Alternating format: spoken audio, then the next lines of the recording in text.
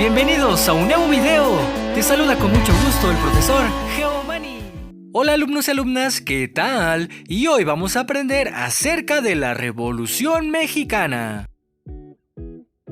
La Revolución Mexicana es la primera revolución del siglo XX.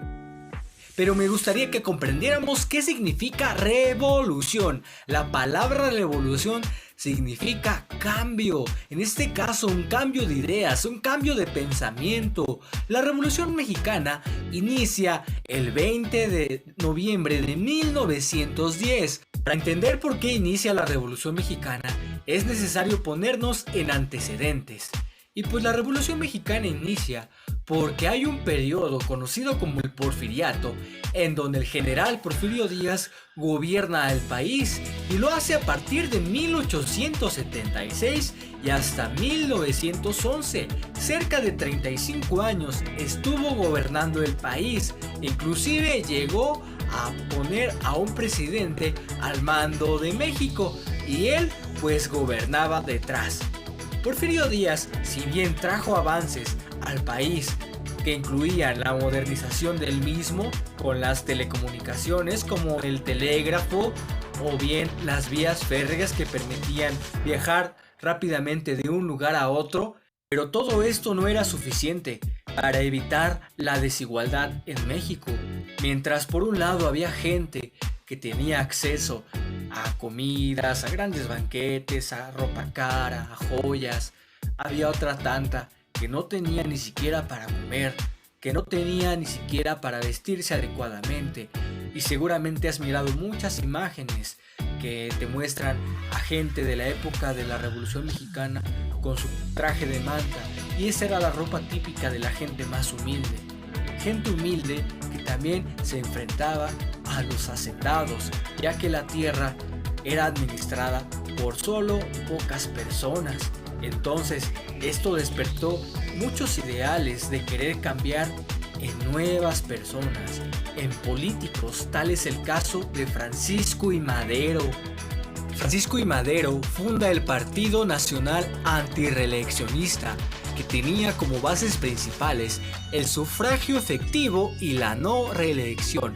Sufragio, votar, que el voto fuera efectivo, que lo que eligiera la gente se debería de respetar, y la no reelección, que ningún representante del gobierno tendría derecho a reelegirse, a gobernar nuevamente.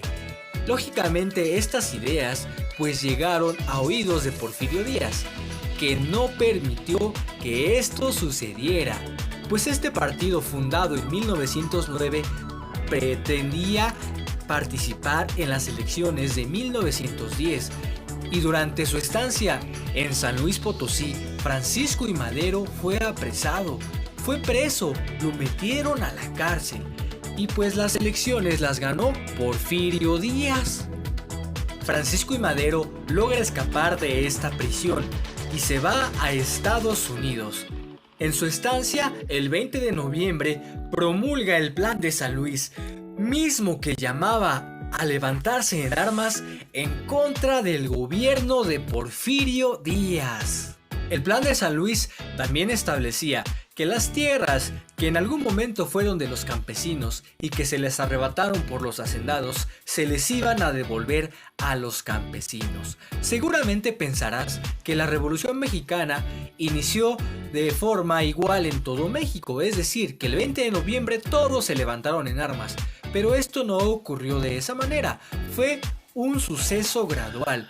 E inicia en Ciudad Juárez, Chihuahua, cuando hubo avances de tropas que lograron pues hacer mucho ruido, mucha fuerza en todo México, y se le fueron sumando otro tipo de tropas, otras tropas armadas en diferentes partes de la República.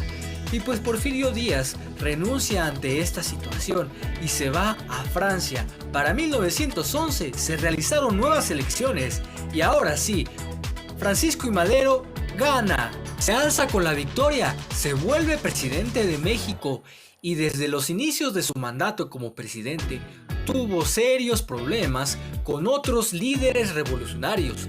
Tal es el caso de Emiliano Zapata y Pascual Orozco. Estas diferencias que tenía Francisco I. Madero con el general Emiliano Zapata pues se daban porque Zapata exigía que se cumpliera lo que Francisco I. Madero había prometido en el Plan de San Luis. Se alza con la victoria, se vuelve presidente de México y desde los inicios de su mandato como presidente tuvo serios problemas con otros líderes revolucionarios. Tal es el caso de Emiliano Zapata y Pascual Orozco. Hay militares que estaban en contra del gobierno del presidente Francisco I. Madero. Y pues en 1913 ocurre un suceso conocido como la Decena Trágica, encabezado por Victoriano Huerta. La Decena Trágica fue un acontecimiento, pues como su nombre lo indica, trágico. 10 días de muerte, 10 días en donde la capital del país fue azotada por la violencia, y esto ocasionó el asesinato de Francisco I. Madero, de su hermano Gustavo y desde luego del vicepresidente Pino Suárez. Y pues ante esto, Victoriano Huerta se vuelve presidente de México, cosa que no fue bien vista por ningún líder de la revolución, ni por Emiliano Zapata, ni por Venustiano Carranza, ni mucho menos por el general Francisco Villa. Todos ellos decían que pues Huerta era un usurpador, y pues iniciaron serias luchas, serias batallas en contra del gobierno que encabezaba Victoriano Huerta. Uno de los primeros en reaccionar ante la muerte de Francisco I. Madero fue Venustiano Carranza, quien era gobernador de Coahuila, y precisamente el gobierno de Coahuila le otorga las facultades para convertirse en líder del ejército constitucionalista, apoyado por todos los líderes que habían luchado contra Porfirio Díaz, y desde luego también fue apoyado por su hermano Jesús Carranza. Y como este hubo otros movimientos que iniciaron tanto en el norte como en el sur del país. En el sur los movimientos fueron encabezados por el general Emiliano Zapata con el Ejército Libertador del Sur, y en el norte Francisco Villa, que comandaba a la División del Norte. Desde luego que también hubo intentos en el centro.